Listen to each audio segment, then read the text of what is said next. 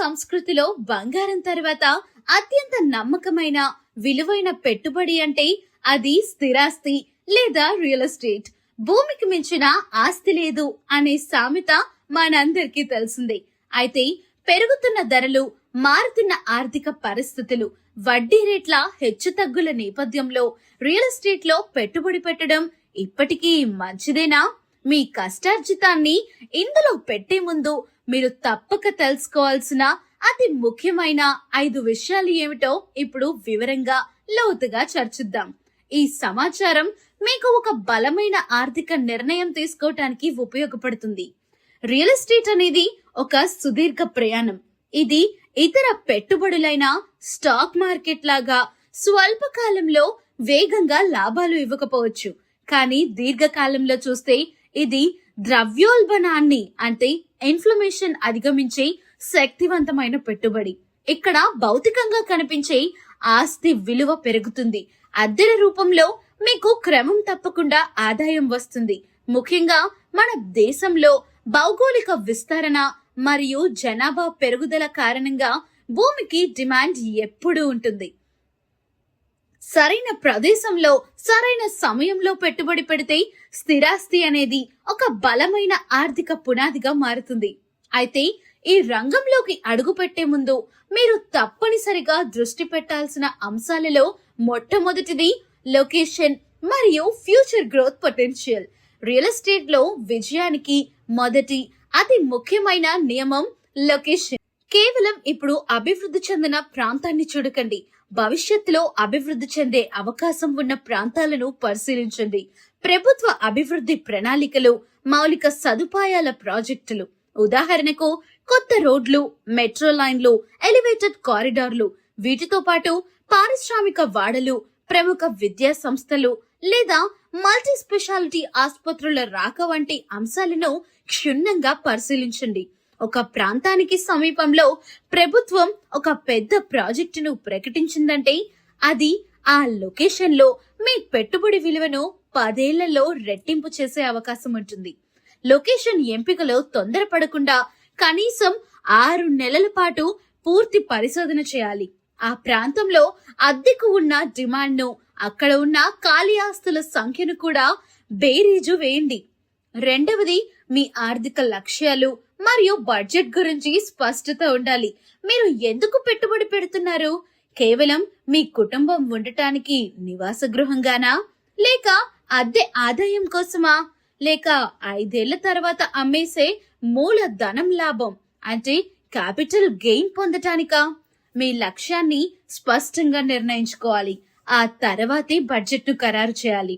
ఆస్తి ధర మాత్రమే కాకుండా కొనుగోలుకు అయ్యే అదనపు ఖర్చులైన స్టాంప్ డ్యూటీ, రిజిస్ట్రేషన్ ఖర్చులు, జిఎస్టి, నిర్మాణంలో ఉన్న ఆస్తులకు, ఇక లోన్ ప్రాసెసింగ్ ఫీజులు మరియు ఇంటీరియర్ ఖర్చులను కూడా బడ్జెట్ లో చేర్చాలి.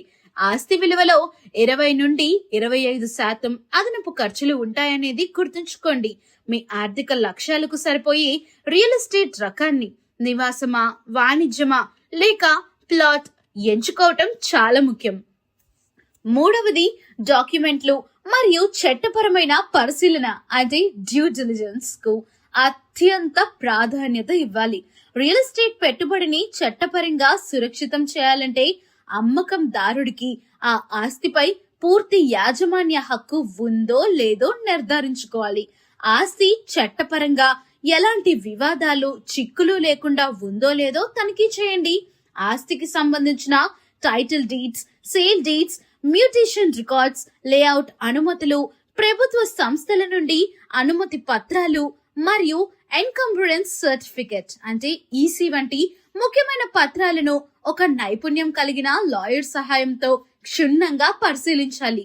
మీరు ఒక బిల్డర్ ప్రాజెక్ట్ లో పెట్టుబడి పెడుతున్నట్లయితే ఆ ప్రాజెక్టుకు RERA, real estate regulatory authority అనుమతి ఉందో లేదో తప్పక తనిఖీ చేయాలి మరియు బిల్డర్ ట్రాక్ రికార్డ్ ను పరిశీలించాలి.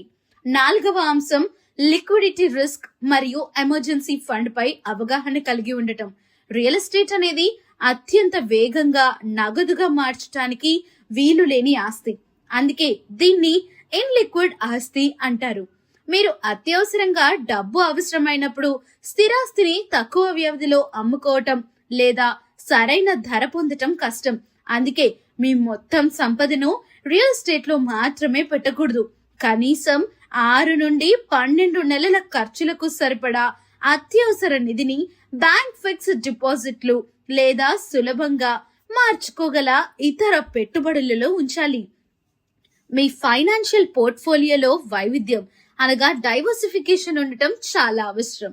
చివరిది పన్నుల ప్రభావం మరియు దీర్ఘకాలిక నిర్వహణ ఖర్చులను లెక్కించుకోవటం. రియల్ ఎస్టేట్ లో పెట్టుబడి పెట్టడం వల్ల వచ్చే ఆదాయంపై పన్నులు ఎలా ఉంటాయో తెలుసుకోవాలి. గృహ రుణం తీసుకుంటే వడ్డీపై అసలుపై పన్ను మినహాయింపులు లభిస్తాయి.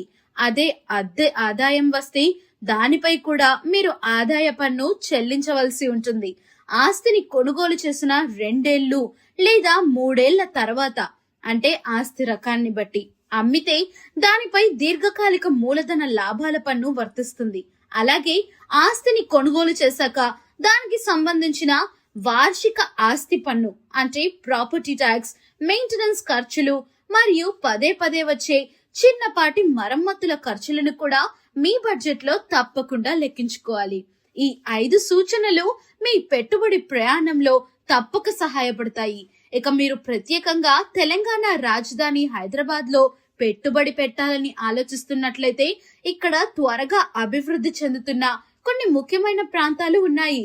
ఉదాహరణకు గచ్చిబౌలి ఫైనాన్షియల్ డిస్ట్రిక్ట్ వంటి పశ్చిమ ప్రాంతాలకు చేరువలో ఉన్న కోకాపేట్ ప్రాంతం హై రైజ్ బిల్డింగ్లు మరియు అద్భుతమైన కనెక్టివిటీతో ప్రీమియం పెట్టుబడులకు కేంద్రంగా మారింది.